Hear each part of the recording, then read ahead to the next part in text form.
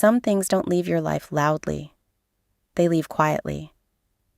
The moment you stop abandoning yourself to keep them. Hi, this is Moments with Nanaa. There are things I used to call love that I would call self-abandonment now. And I think that's one of the hardest parts of growing, realizing some of what you tolerated was never kindness. It was survival. Some of what you called patience was you staying too long in places that kept asking for more than they ever gave. Some of what you called love was just your ability to endure what was slowly draining you.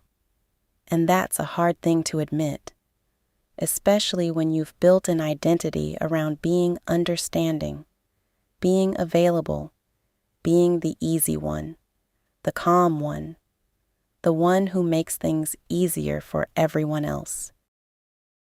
Because for a long time, that probably felt like love too.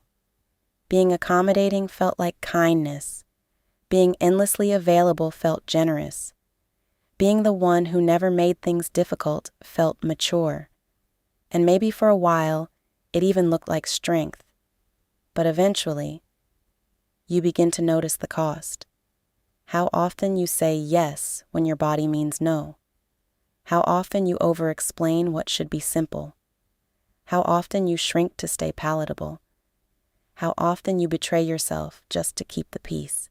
And eventually, something in you gets tired, not angry, not bitter, just clear.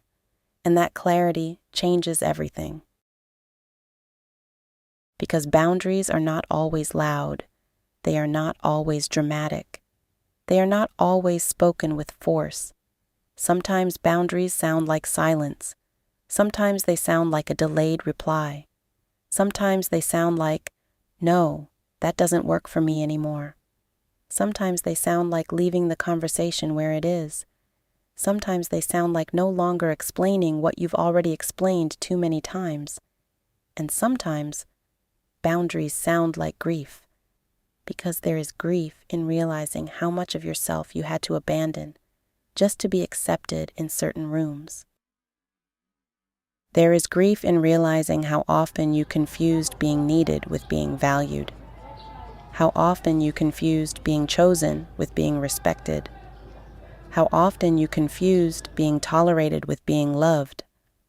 And that kind of clarity can be painful, because it means admitting that some of what you called love was access. Some of what you called patience was tolerance. Some of what you called kindness was self-abandonment. And healing gets very real when you finally stop romanticizing what kept hurting you. Not because you hate anyone, not because you're angry, not because you suddenly became cold, but because at some point, you get honest. And honesty will ask things of you that performance never did. It will ask you to stop smiling through what hurts.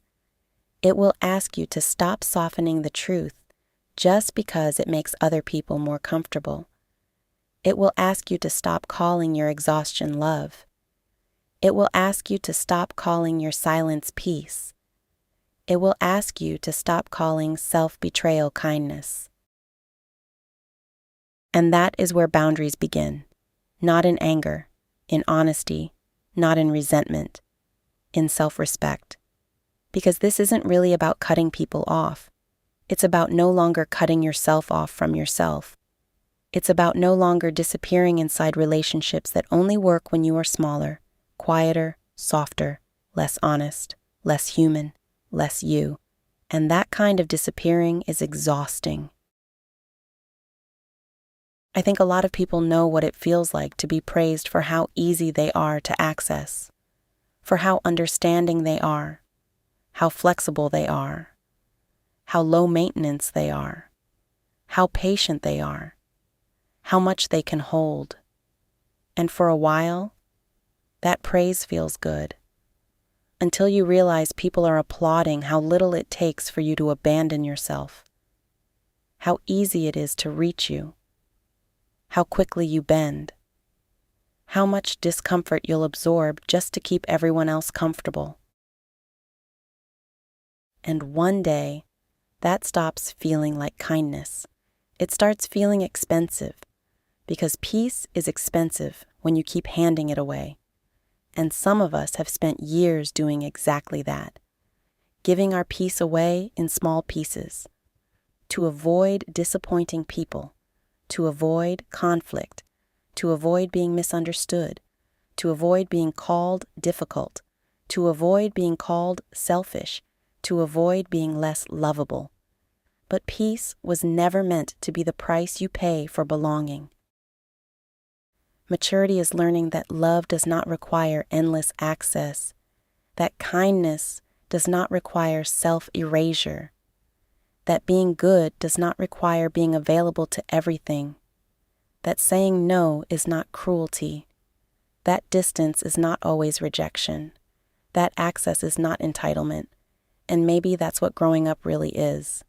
Not becoming harder, not becoming colder, not caring less, just becoming more honest about what things cost you, what certain dynamics cost you, what certain conversations cost you, what constant access costs you, what constant explaining costs you, what being endlessly available costs you, and deciding, with softness, not spite, that you can no longer afford it.